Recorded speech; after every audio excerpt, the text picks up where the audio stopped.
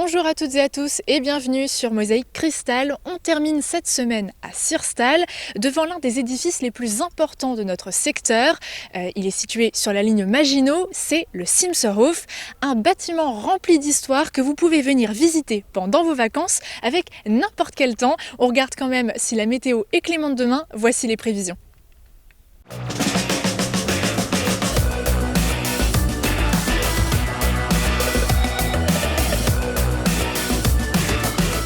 L'Aglo booste le très haut débit. Avec le Crédit Mutuel, partenaire des grands événements sportifs.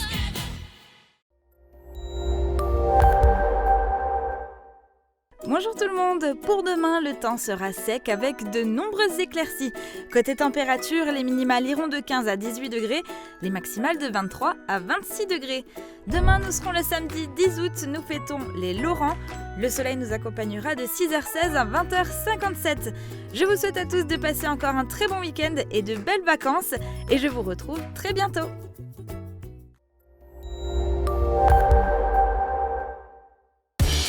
Pour vous, je suis prête à tout endurer, mais jamais je ne sors de mes gonds. Fermat, des portes made in France inspirées par vous. Et je vous propose maintenant de revenir sur l'actualité du secteur, retour sur les temps forts en images.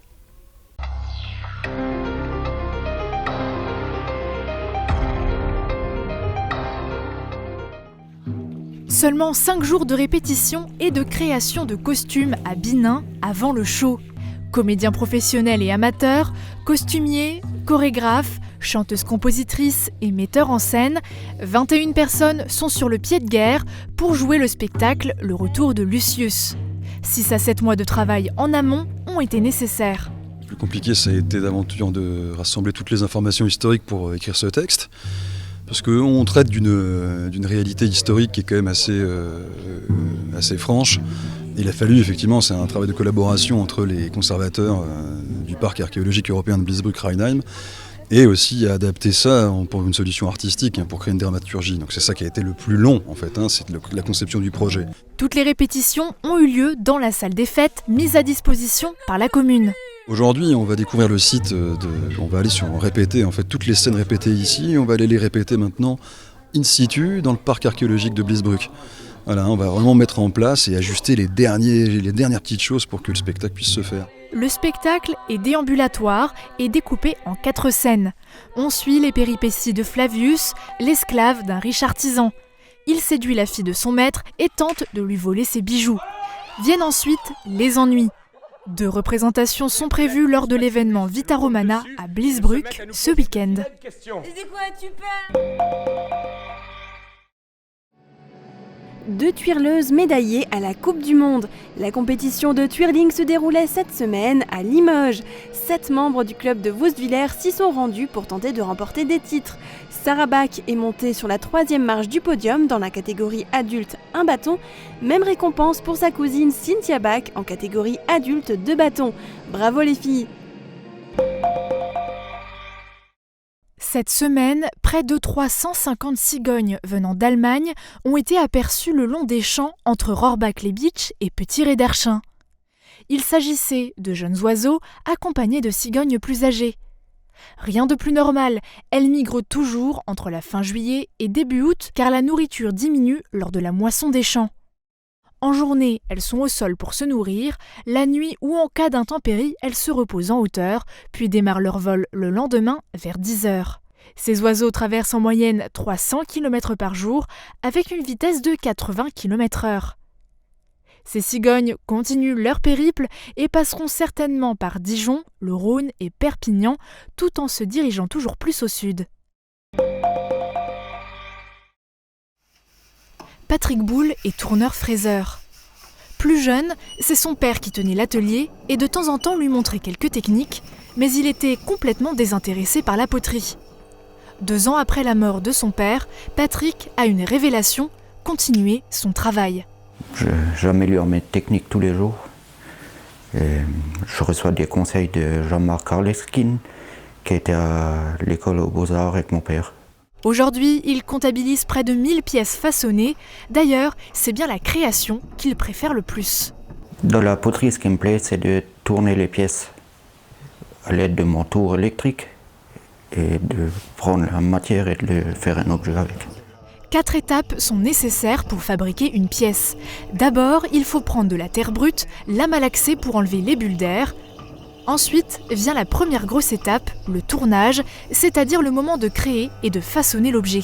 Puis vient la deuxième phase. Les pièces sèchent pendant 2 semaines. Ensuite, je les ponce. Ensuite, elles vont au four. Ça dure 6 heures à 980 degrés. C'est parti pour le biscuitage. Là, je ferme. Le jour suivant, il faut laver les pièces pour enlever la poussière avant l'émaillage, la 3e étape. Pour finir, il faut à nouveau cuire le produit.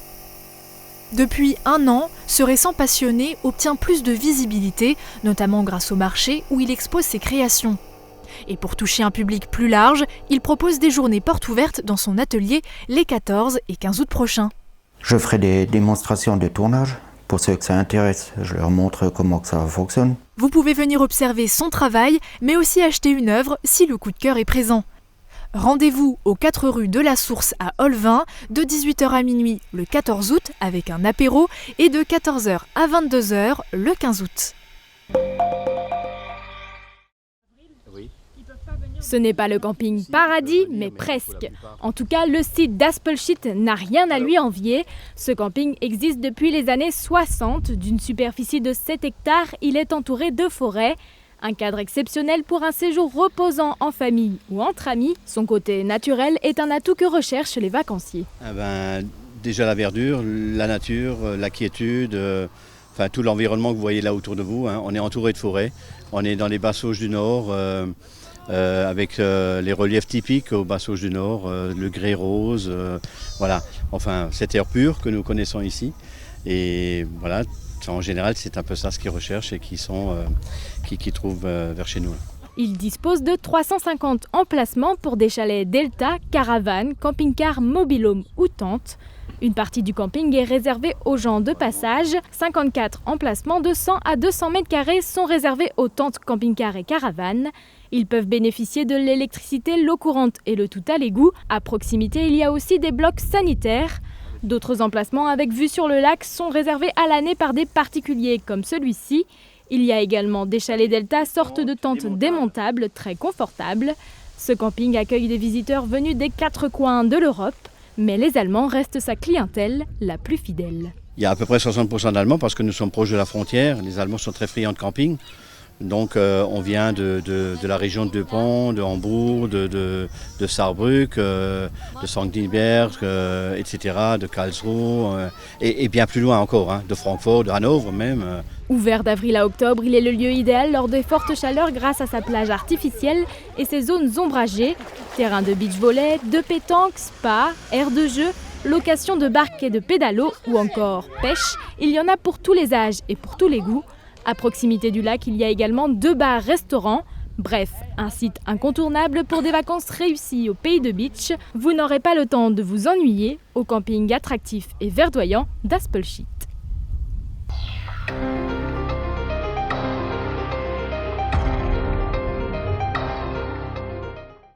Après avoir vu Star Wars, beaucoup ont rêvé de posséder leur propre sabre laser et devenir Jedi. Ce rêve, le club d'escrime des Lames des Lacs l'a réalisé à Putelange.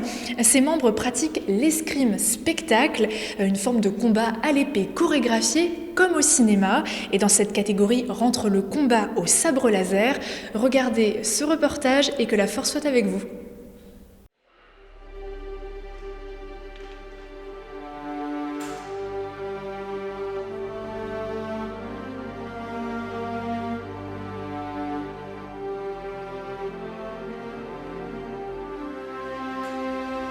Les Lames des Lacs existent depuis 2008 et actuellement nous sommes une dizaine de membres, avec uniquement des membres confirmés, qui ont tous 1 an ou 2 ans d'escrime derrière eux. Mais on est ouvert à toute nouvelle personne qui se présente, idéalement plutôt à la rentrée, parce que là en fin d'année c'est vrai que c'est pas idéal.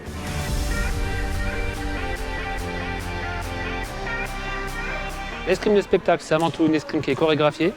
Chaque duel est préparé à l'avance, chaque coup est prévu. Il ne faut surtout pas essayer de surprendre le partenaire. Pour des questions de sécurité, on se bat à armes réelles, aucune protection. Donc il faut que tout soit prévu et calé. Donc la sécurité, point numéro 1.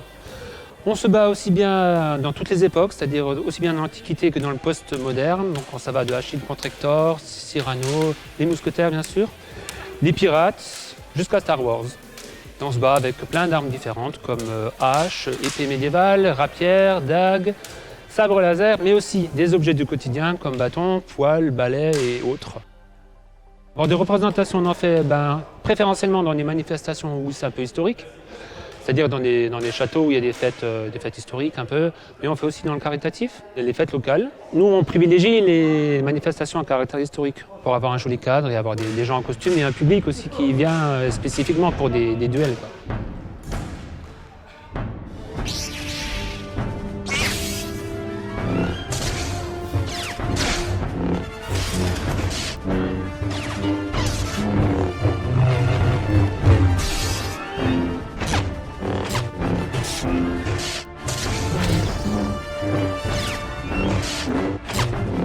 L'idée est assez simple, en fait, on a été contacté par le cinéma de Sarreguemines pour faire une animation Star Wars. Et donc on s'est lancé dans le sabre laser. À la même période, il y avait la Fédération française qui recrutait les gens de la Ligue du sabre laser.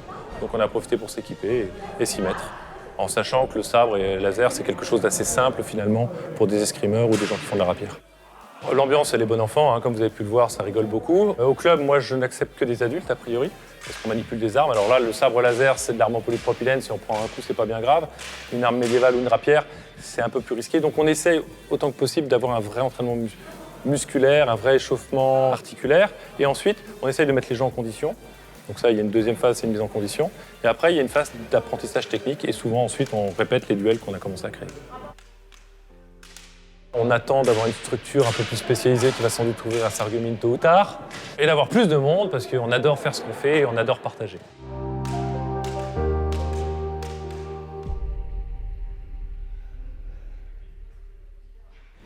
On ne présente plus Michel Munch, un très bon sportif maintes fois récompensé.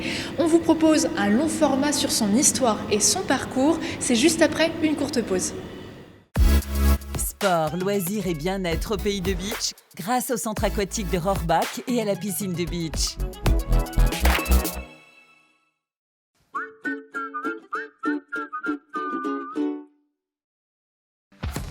L'atelier gourmand, l'étape gourmande en zone industrielle de Sarreguemines. Du pain frais toute la journée, des pâtisseries artisanales, des menus pour tous les goûts avec le wrap Viva Mexico et le hamburger Bacon New York. Passez nous voir et pensez au drive. En ce moment, profitez d'un instant fraîcheur avec nos délicieuses glaces. Il y a forcément un parfum dont vous raffolerez. La frite dans tous ses états à Bettevillers du samedi 10 au lundi 12 août. Au programme, concerts, animations et feux d'artifice. Toutes les tendances déco sont chez Pink, saison par saison et pour toutes les occasions. Votre paradis déco vous accueille sur plus de 1000 mètres carrés. Venez chez nous. En plus, le parking est gratuit à l'arrière du magasin. Pink à Sarrebruck, à côté de l'Europa Galerie.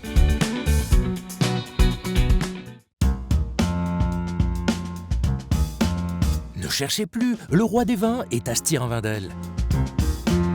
Plus de 2000 références de vin, une large gamme d'épiceries fines et des idées cadeaux pour chaque occasion. Le roi des vins, c'est du choix, des prix et des conseils. Le roi des vins à Stirin-Wendel, où choisir devient un plaisir.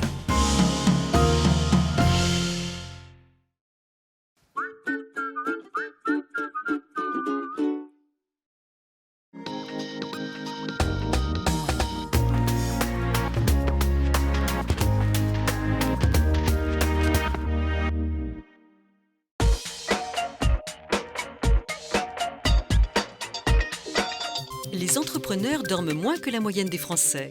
C'est ce qui ressort de l'étude sur la santé de ceux qui entreprennent, menée par la Fondation MMA des entrepreneurs du futur. Hervé Frapsos, son président, nous en précise les raisons.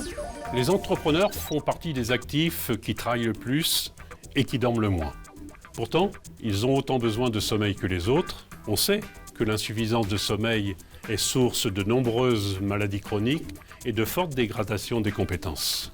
Notre étude montre que, contraints de rester mobilisés pour leur travail, la fatigue s'installe pour 34% d'entre eux.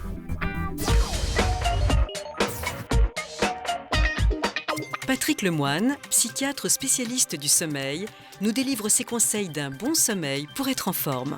Puisque chacun a ses propres gènes, chacun a ses propres besoins de sommeil en durée et en horaire. Premier conseil, le plus important, déterminer les horaires idéaux, c'est-à-dire suivis d'une journée parfaite, sans coup de pompe, sans problème de concentration.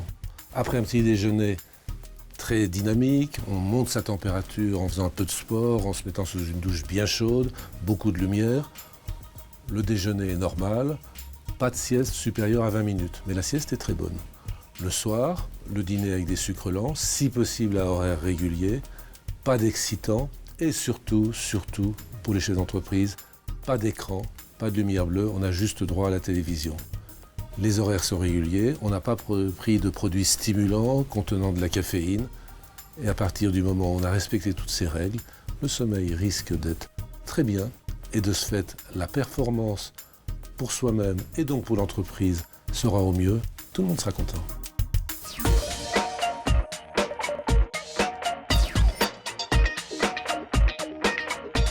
Michel Munch est un homme heureux quand il dévale les sentiers, les chemins et les pistes de course, mais il n'est jamais seul. Son père veille sur lui, sur ce fils rescapé de la vie. L'accident a eu lieu en 2005, mais aujourd'hui, il est devenu un très grand sportif qui gagne des courses de plus en plus importantes.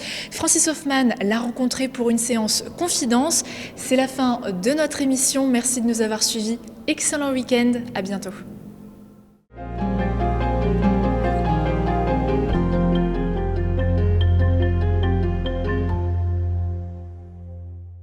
Si je devais me définir en quelques mots, je suis un rescapé de la vie qui se reconstruit au pas de course.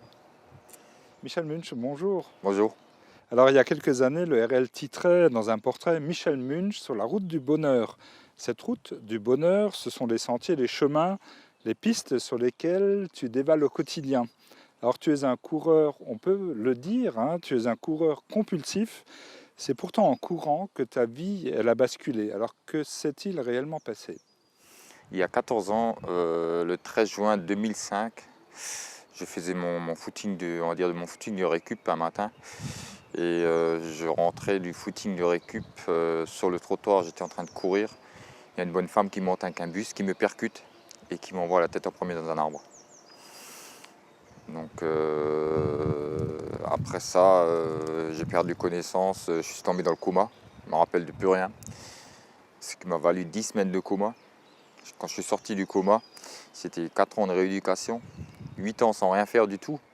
Écoute, ce que je te propose, c'est qu'on va parler des séquelles de cet accident un peu plus tard. Mais avant cela, j'aimerais qu'on regarde une fin de course. 1705 tout à l'heure au départ. J'ai eu un grave accident il y a 9 ans maintenant, j'ai été 10 fois opéré de la tête.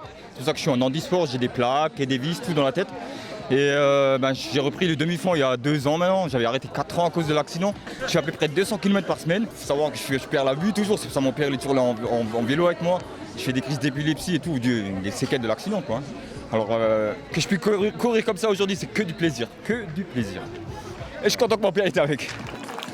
Alors Michel, on l'a vu dans cette vidéo, tu conclus courir comme ça, c'est que du plaisir. Alors en fait, pour moi, c'est aussi le résultat du dépassement de soi. Alors j'imagine que ce ressenti devient comme un besoin, victoire après victoire. Oui, ça devient vraiment une addiction. Surtout quand les résultats y suivent. C'est sûr qu'il y a beaucoup d'entraînement derrière, il y a des fois beaucoup de sacrifices, mais c'est ce que j'aime faire et c'est ce que j'ai pu refaire parce que pour les médecins, je ne devais plus recourir du tout. Alors recourir aujourd'hui, rien que déjà reprendre la course à pied, c'était déjà une grosse victoire pour moi. Et d'autant plus qu'aujourd'hui je suis en compétition et voilà, avec les niveaux qu'on connaît à peu près, avec toutes mes victoires, et plus je gagne et plus j'ai envie de me dépasser quoi. Alors moi j'aimerais qu'on revienne maintenant sur les séquelles qui sont restées finalement après ton accident. Alors les séquelles, c'est des maux de tête au quotidien. Ça veut dire pratiquement 24 sur 24. Je prends un traitement très lourd qui est à base de morphine pour pour m'enlever un peu les douleurs, mais c'est pas toujours très efficace. C'est la perte de vue. Dû à ça, j'ai plus de champ visuel. J'ai la vue que je perds des fois complètement, dû aux hématomes sudorochroniques qui se mettent sur les nerfs optiques.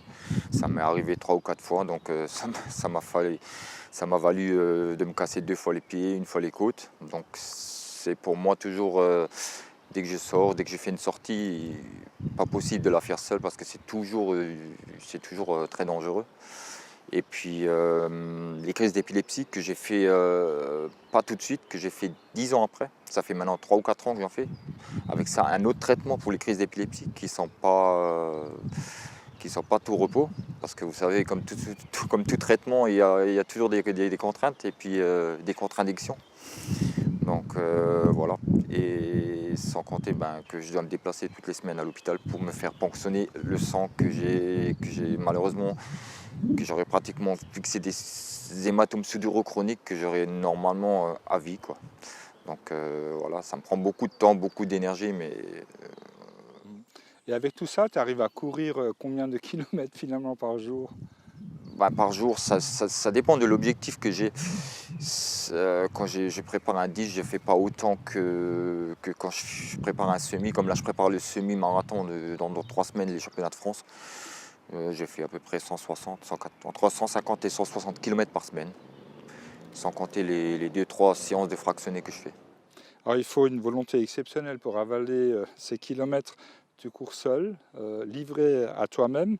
À quoi est-ce que tu penses durant ces moments? Où est-ce que tu puises finalement ta force morale? En fait, ma force morale, j'ai beaucoup de soutien.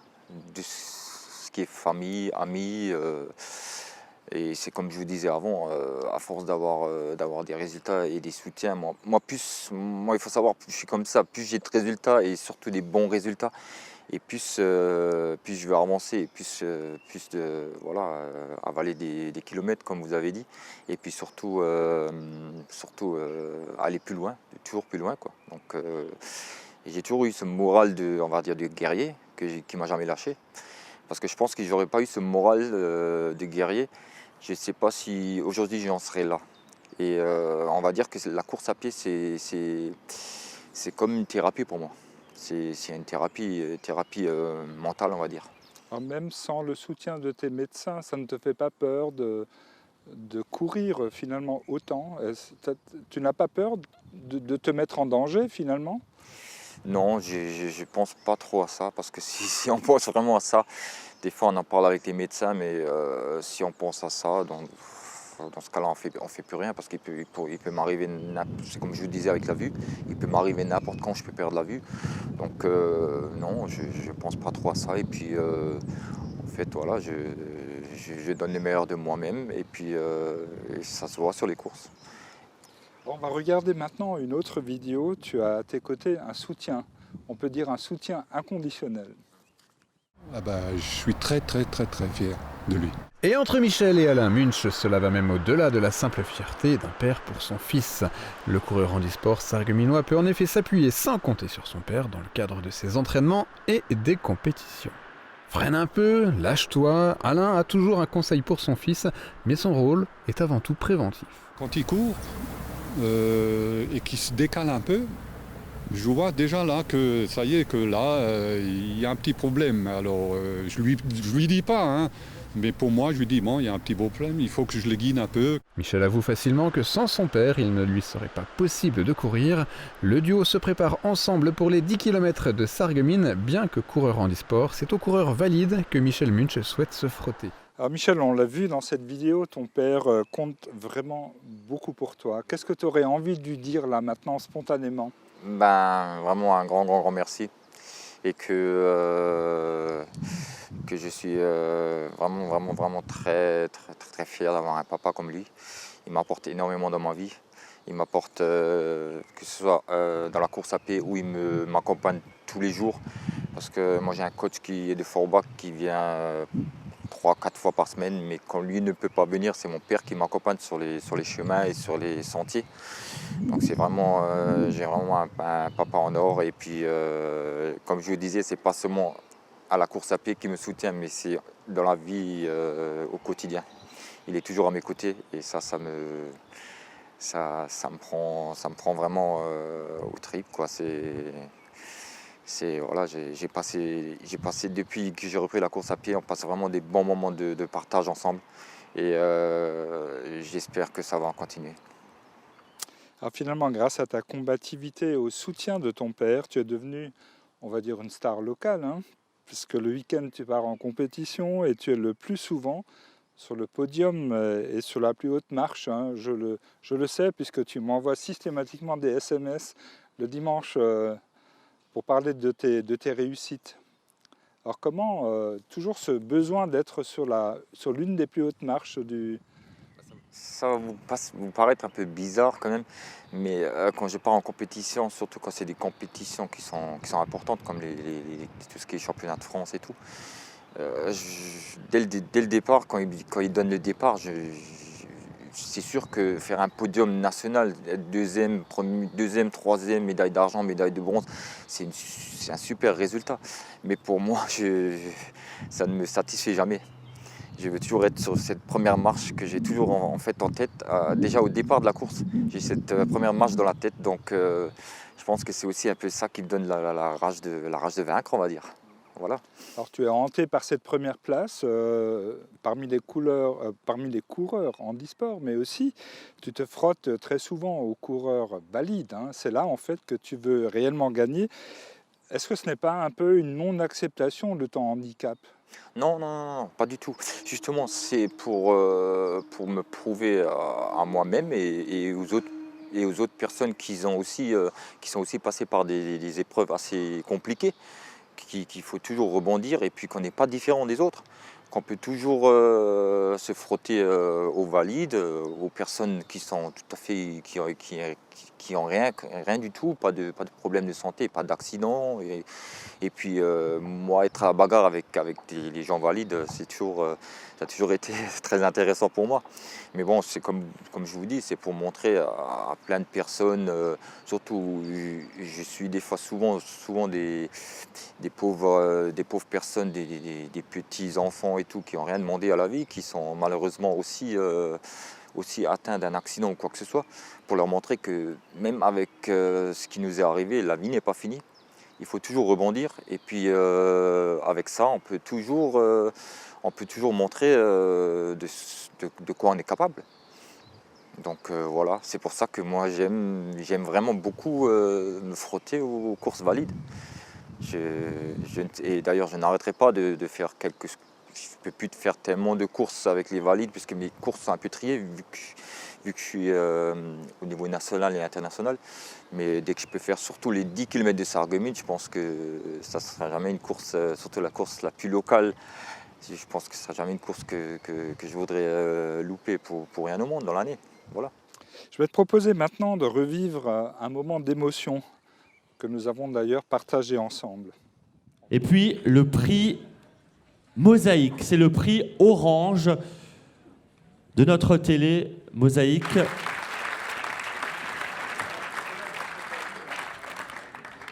Francis. Je salue tout le monde. Oui, vas-y. Voilà. Parce que, nous, on n'a finalement pas hésité longtemps. Un jour, je suis tombé par hasard sur une de nos nombreuses vidéos et j'ai vraiment ressenti une émotion très forte. Je ne vais pas en dire beaucoup plus, je préfère qu'on regarde ces quelques images et vous comprendrez. Il y a 10 ans, Michel a été percuté par un bus et projeté tête la première contre un arbre. C'est un véritable survivant qui souffre aujourd'hui encore des séquelles. Michel perd parfois la vue, soudainement, et il ne compte pas les crises d'épilepsie, presque banales pour lui. Allez Michel, tu l'as dans les jambes, faut le chercher, maintenant. Maintenant. Accélère Michel, accélère. Viens les gars. Putain, t'as couru comme un champion. 9. Waouh. C'est génial. Je t'avais dit que tu le ferais le 9,30, je te l'avais dit. Et en plus, t'es tout seul. T'es presque tout seul. C'est énorme. C'est énorme. C'est énorme.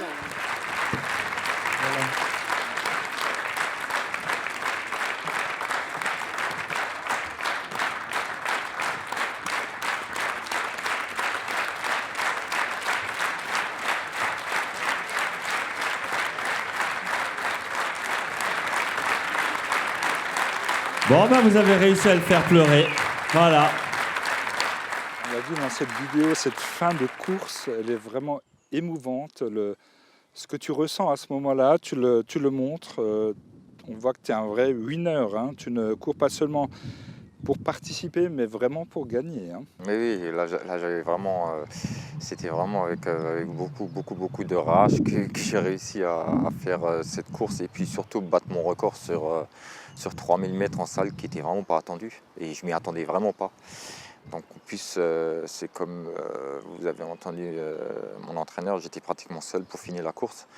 Donc c'était d'autant plus gracieux et puis c'était vraiment c'était magique quoi, on va dire. C'était vraiment je me rappelle c'était le soir assez tard vers 21h ou 22h. Mais c'était vraiment une soirée magique. Je suis rentré, j'ai même pas réussi à dormir tellement j'étais encore excité de cette course. Et puis voilà quoi. On voit que ton coach, il te ménage pas. Hein. Ah non. Moi, il faut savoir qu'aujourd'hui, je suis plus avec ce coach-là. J'ai un autre que j'avais en valide déjà, qui est très bien aussi, qui me pousse, pareil. Donc c'est grâce à ces personnes-là aussi qu'on arrive à se dépasser et puis à donner le meilleur de soi-même. Ta combativité, ton histoire, ton fair-play t'ont distingué jusqu'à devenir ambassadeur de la marque AVS Santé en 2018. On a aussi ces quelques images. Michel Munch devient l'ambassadeur du groupe et de la marque AVS. Il ne s'agit pas d'une simple action de sponsoring, ce partenariat va au-delà de la seule pratique et du résultat sportif. Bon Michel, on est tous contents de te recevoir aujourd'hui. Le groupe AVS est fier de t'accueillir. C'est du soutien logistique et financier, bien sûr. De soutenir un sportif de haut niveau sur Sarreguemines qui soutient aussi et qui respecte les valeurs de l'entreprise, c'est important. Donc c'est pour ça qu'on a décidé de faire cette démarche-là et de l'officialiser. Je suis vraiment fier de porter haut les couleurs de AVS Santé. Sa combativité, sa persévérance, son goût du dépassement de soi en font un exemple. Rien qu'en 2018, son palmarès est incroyable.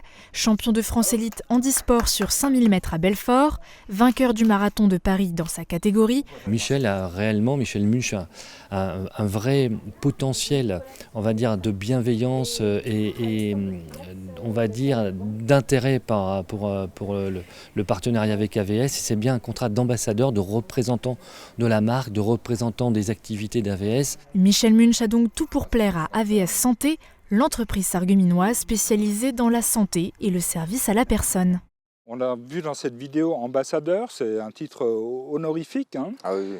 Mais ils sont aussi un soutien pour toi, ça veut dire que tu as besoin de partenaires. La course, finalement, ça ne coûte pas très cher. Ça ne coûte pas très cher, on va dire, si on fait pas 160 km. Voilà, si on fait pas 160 km par semaine, on va dire. Si on fait autant que moi, il faut savoir que c'est pas donné. C'est avec une paire de baskets, on fait 1000 km, donc on a vite fait le compte. Il faut 3 mois, les 3 mois. En 3 mois, j'ai usé une paire de baskets, sans compter les tenues pour l'été, les tenues pour l'hiver. Voilà, les déplacements. Hein. Ouais, et tout ce qui est déplacement, ils sont derrière. J'ai vraiment beaucoup de chance d'avoir ce sponsor, le groupe AVS, qui me suit d'ailleurs depuis le début. Mais on avait fait ça, c'est comme Mathieu l'a dit dans le reportage, on l'avait fait oralement, mais là on l'a vraiment officialisé et je suis vraiment très fier et très honoré de porter la marque AVS. Michel, on arrive déjà malheureusement à la fin de cet entretien. Il est de coutume que nous laissions le mot de la fin à notre invité. Alors qu'est-ce que tu aurais envie de dire maintenant pour conclure ? Merci, tout simplement merci. Merci à tout le monde, à toutes les personnes qui me suivent au quotidien, qui m'encouragent au quotidien, à la famille, les amis, aux journalistes, à vous également. Parce qu'il faut savoir, sans des personnes comme vous, également aux bénévoles, parce qu'il y a beaucoup de bénévoles, même dans les courses nationales. J'ai encore vu quand j'étais au championnat de France de 10 km, si on n'a pas ces bénévoles, on ne fait rien. Donc je voudrais dire juste un grand merci à toutes ces personnes qui sont toujours là pour nous. Et puis j'espère faire une très belle saison par la suite. D'ailleurs, je vous donne rendez-vous dans 3 semaines au championnat de France de semi-marathon qui seront même chez nous. Donc je suis très fier de porter les couleurs de la Lorraine, surtout en Moselle. Ce sera à Thionville le 28 avril.